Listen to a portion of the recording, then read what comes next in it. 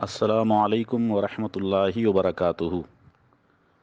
سورج گرہن کے تعلق سے کچھ ضروری مسائل آپ کے سامنے میرے دوست جناب محمد عفان قادری صاحب، سیکریٹری جنرل ماہر آرگنائزیشن حیدرآباد انڈیا کی خواہش پر میں یہ کچھ وائس ریکارڈ کی شکل میں بھیجنے کی سعادت حاصل کر رہا ہوں کہ سورج گرہن میں ہم کیا کریں۔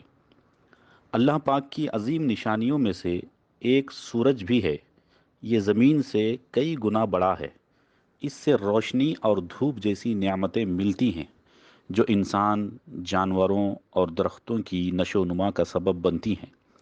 نظام شمسی وہ شاہکار ہے جو ہمیں اپنے خالق و مالک کے موجود ہونے کی دلیل فراہم کرتا ہے۔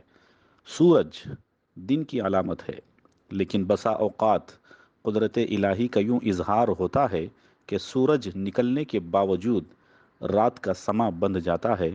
اسے سورج گہن کہتے ہیں۔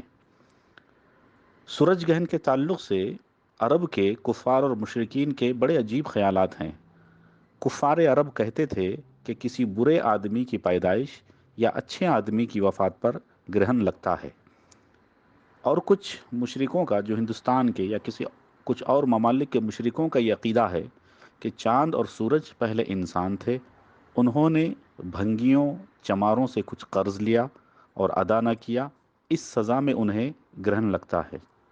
چنانچہ غیر مسلم گرہن کے وقت بھنگیوں کو خیرات دیتے ہیں، اور مانگنے والے بھنگی بھی کہتے ہیں کہ سورج مہاراج کا قرض چکاؤ۔ اسلام ان لغویات سے علیحدہ ہے۔ وہ فرماتا ہے کہ یہ اللہ کی قدرت کی نشانیاں ہے، جب چاہے چاند سورج کو نورانی کر دے اور جب چاہے ان کا نور چھین لے، جیسا کہ میرۃ المناجی میں موجود ہے۔ عہد رسالت میں بھی سورج کو گرہن لگا۔ جب دنیا کے نقشے پر اسلام کی انقلابی دعوت ابھری تو اللہ پاک کے پیارے حبیب حضرت سیدنا محمد مصطفیٰ صلی اللہ تعالیٰ علیہ وآلہ وسلم نے سورج اور چاند گرہن کے بارے میں ان توہمات کو ختم کیا۔ جس دن حضور اکرم صلی اللہ تعالیٰ علیہ وسلم کے صاحبزادے حضرت سیدنا ابراہیم رضی اللہ تعالیٰ عنہ انتقال فرما گئے، اسی دن سورج میں گہن لگا۔ بعض لوگوں نے خیال کیا کہ یہ حضرت ابراہیم رضی اللہ تعالیٰ عنہ کی وفات کی وجہ سے ہوا ہے۔ چنانچہ حضور اکرم نور مجسم صلی اللہ تعالیٰ علیہ وآلہ وصحبہ وسلم نے لوگوں کو سورج گہن کی نماز پڑھانے کے بعد خطبہ دیتے ہوئے ارشاد فرمایا کہ سورج اور چاند اللہ پاک کی نشانیوں میں سے دو نشانیاں ہیں۔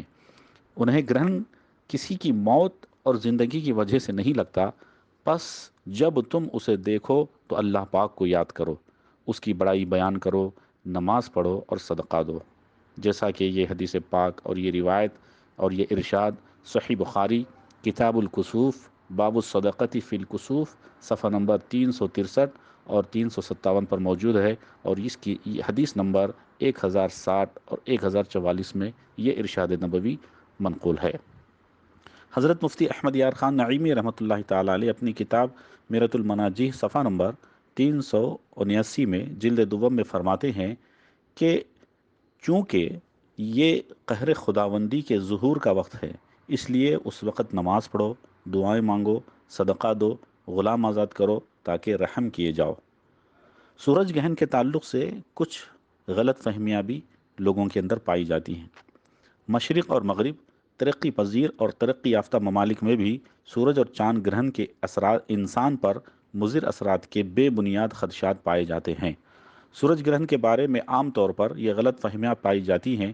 سب سے پہلی غلط فہمی یہ پائی جاتی ہے کہ بعض علاقوں میں گرہن کے وقت کمزور اعتقاد والے افراد خود کو کمروں میں بند کر لیتے ہیں تاکہ بقول ان کے وہ گرہن کے وقت خارج ہونے والی نقصان دہ لہروں سے بچ سکیں۔ دوسری غلط فہمی یہ ہے کہ گرہن کے وقت حاملہ خواتین کو کمرے کے اندر رہنے اور سبزی وغیرہ کاٹنے اور سلائی کرنے سے منع کیا جاتا ہے۔ ایک مغربی ملک میں رہنے والی دنیاوی تعلیم یافتہ خاتون سورج گرہن سے چند روز پہلے سخت پریشان تھی، کیونکہ اس کے یہاں پہلے بچے کی ولادت ہونے والی تھی۔ بچے پر سورج گرہن کے ممکنہ اثرات کا خوف اسے بھی لاحق تھا۔ اس نے بچے کو گرہن کے مضر اثرات سے بچانے کے لیے اپنی ڈاکٹر کو فون کیا کہ آیا اس کی قبل از وقت ولادت ممکن ہے۔ تو ڈاکٹر نے اسے دلاسا دیتے ہوئے سمجھایا، پریشان ہونے کی ضرورت نہیں، گرہن کے اثرات کی حقیقت توہمات سے زیادہ نہیں ہے۔ تیسری غلط فہمی یہ پائی جاتی ہے کہ لوگوں کا ایک غلط خیال یہ بھی ہے کہ سورج یا چاند گرہن کے وقت حاملہ گائے، بھینس، بکری اور دیگر جانوروں کے گلے سے رسی یا زنجیر کھول دینی چاہیے تاکہ ان پر برا اثر نہ پڑے۔ چوتھی غلط فہمی بھی یہ ہے کہ کئی مشرقی ملکوں میں علم نجوم کے ماہرین سورج گرہن سے منسلک پیشین گوئیاں کرتے ہیں، جن میں کسی تباہی یا نقصان کی نشاندہی کی جاتی ہے، مثلا چوری، اغوا، قتل و غارت، خودکشیاں اور تشدد کے واقعات، بالخصوص خواتین کی اموات میں اضافہ، لا قانونیت اور بے انصافی کے واقعات کثرت سے ہونے کی پیشین گوئی کی جاتی ہے۔ ہمیں کیا کرنا چاہیے؟ ڈاکٹروں کا کہنا ہے کہ گرہن کے وقت سورج کو براہ راست دیکھنے سے آنکھ کی بینائی بھی جا سکتی ہے۔